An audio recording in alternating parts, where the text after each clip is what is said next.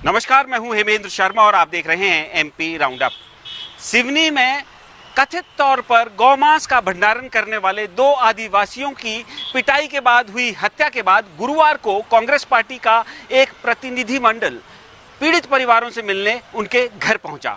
गुरुवार को ही कांग्रेस पार्टी का एक और प्रतिनिधिमंडल खरगोन भी गया, जहां पर रामनवमी के दिन सांप्रदायिक हिंसा भड़क गई थी।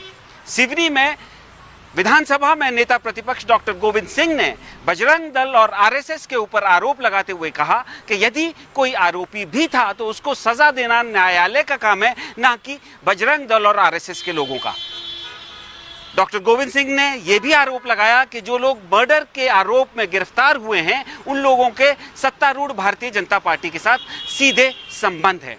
दूसरी तरफ खरगोन में कांग्रेस पार्टी के प्रतिनिधिमंडल को जनता के भारी गुस्से का सामना करना पड़ा। जिन लोगों के दंगों में घर बर्बाद हो गए थे उन लोगों का गुस्सा कांग्रेसियों पर फूट गया।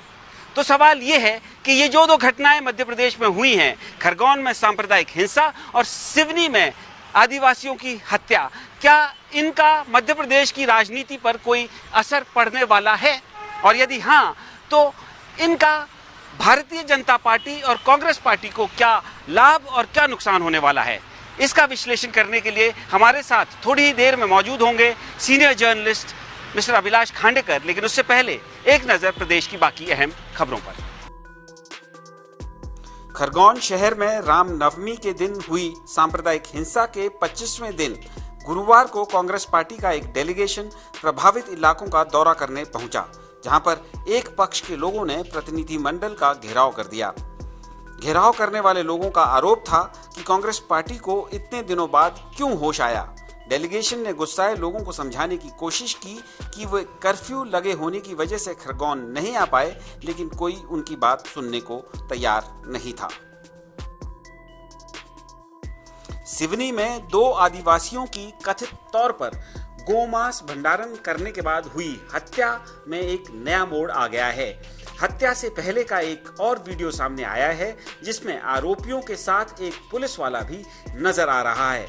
मृतकों के परिवार वालों ने भी आरोप लगाया है कि पुलिस को सूचित कर दिया गया था, पुलिस मौके पर पहुंच भी गई थी, लेकिन पुलिस वालों की मौजूदगी में पिटाई होती रही। जिले के एसपी ने सफाई देते हुए कहा है कि पुलिस की पहली प्राथमिकता पीड़ितों को मेडिकल सुविधा उपलब्ध करवाना थी।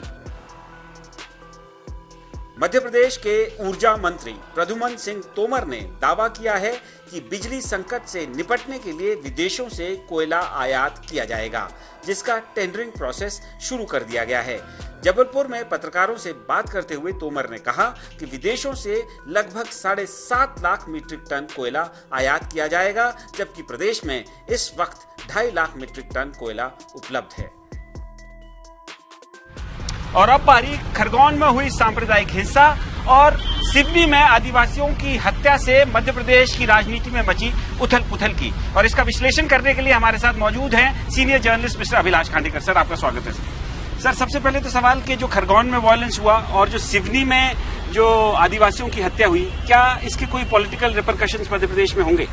देखिए, होना तो चाहिए। जिस तरीके से सिवनी की, मैं पहले सिवनी के बारे में बात करूंगा, सिवनी में जिस तरीके से 2 आदिवासियों की हत्या कर दी, सिर्फ इसी वहम पे कि वो गौ मांस या उन्होंने गौ हत्या करी है, जिसका अभी कोई, जिसको कहते हैं कि कोई उसका पुरावा या उसका जिसको एविडेंस नहीं है अभी।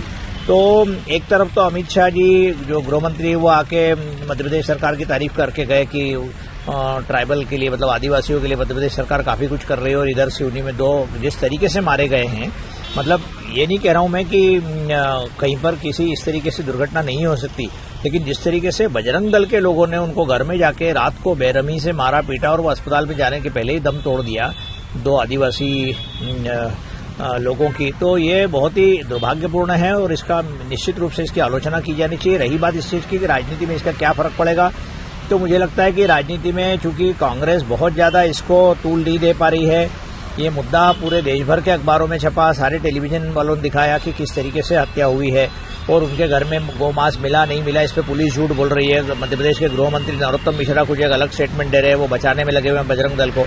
तो ऐसी स्थिति में इसका निश्चित रूप से जनमानस पर तो बहुत बुरा प्रभाव पड़ा है और मध्य प्रदेश सरकार की जो आदिवासियों के प्रति जो उनकी जो पॉलिसी और नीतियां है वो उसको उजागर करती है कि किस तरीके से आदिवासियों की जघन्य हत्या भारतीय जनता पार्टी या संघ परिवार के ही लोगों द्वारा की। तो सर, भारतीय जनता पार्टी या संघ परिवार के लोग तो एक्सपोज जो सिवनी में हत्या हुई इससे हुए हैं, लेकिन आपने सवाल ये उठाया कि क्या कांग्रेस पार्टी इसका फायदा उठा पाएगी या नहीं, क्योंकि कांग्रेस पार्टी ग्राउंड में अक्सर नहीं दिखती। लेकिन आज कांग्रेस पार्टी का एक प्रतिनिधिमंडल सर सिवनी गया, नेता प्रतिपक्ष भी उसमें मौजूद थे और उन्होंने वहां पे बीजेपी, आरएसएस और बजरंग दल पर सवाल उठाए हैं और साथ में ये भी सवाल उठाया है, और जो कि एक जेन्युइन सवाल भी है कि बिना किसी लैब के परीक्षण के कैसे ये एस्टैब्लिश हो गया। मेरे को तो आश्चर्य लग रहा है कि होम मिनिस्टर क्लीन चिट दे रहे हैं नरोत्तम मिश्रा जी, बिना किसी जांच के।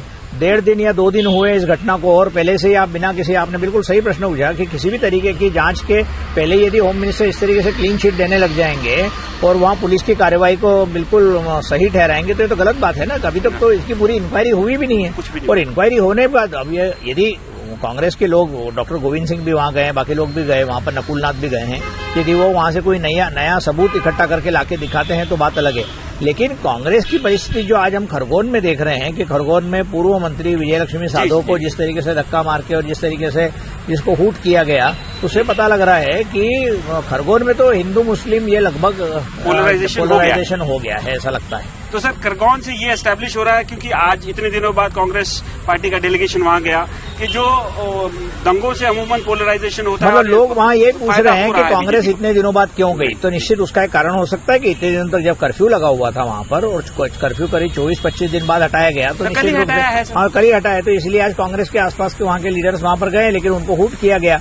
पर सवाल यही उठता है, क्या सरकार में भारतीय जनता पार्टी इतने सालों से सरकार में है, उसको इस तरीके से धर्म की राजनीति करना चाहिए क्या? यदि परफॉर्मेंस और गुड गवर्नेंस की बात यदि शिवराज जी करते हैं तो इस तरीके की धर्म की राजनीति और इस तरीके से आदिवासियों के हत्याओं के लिए उनको बचाना, जो भी दोषी हो उनको बख्शना चाहिए। लेकिन अभी पकड़े ही नहीं गए सारे के सारे लोग, 20-25 लोगों के खिलाफ सिचुएशन हो गई कि उनको नहीं करना चाहिए, लेकिन फैक्ट तो ये है सर कि हो रहा है। नहीं, मुझे तो लग रहा है कि मध्य प्रदेश में इस तरीके से मॉब लिंचिंग की घटनाएं यदि बढ़ती जाएंगी तो भारतीय जनता पार्टी की जो सरकार है उसको भुगतना पड़ेगा। लेकिन भुगतना पड़ने के लिए उसके लिए अपोजिशन की आवश्यकता है। सिर्फ जनता के मन में बहुत सारे सवाल होने से या बहुत नाराजगी होने से कुछ नहीं होता है, उसके लिए एक अपोजिशन और एक सॉलिड अपोजिशन होना चाहिए, तो ही हो पाएगा। तो एक बात तो साफ है, खरगोन में जिस तरह से कांग्रेस पार्टी के डेलीगेशन को हूट किया गया, उससे ऐसा लग रहा है कि पोलराइजेशन काफी हद तक खरगोन की घटना की वजह से हुई है। लेकिन दूसरी तरफ सिवनी की घटना ने यह भी साफ किया है कि लोगों के मन में रोष है और भारतीय जनता पार्टी की मध्य प्रदेश की रूलिंग जो सरकार है वो एक्सपोज भी हुई है। लेकिन उसको फर्दर एक्सपोज करने के लिए कांग्रेस पार्टी को मैदान में लड़ने की आवश्यकता है। एमपी राउंड अप में आज सिर्फ इतना ही। कल फिर मुलाकात होगी, तब तक के लिए थैंक यू, गुड बाय।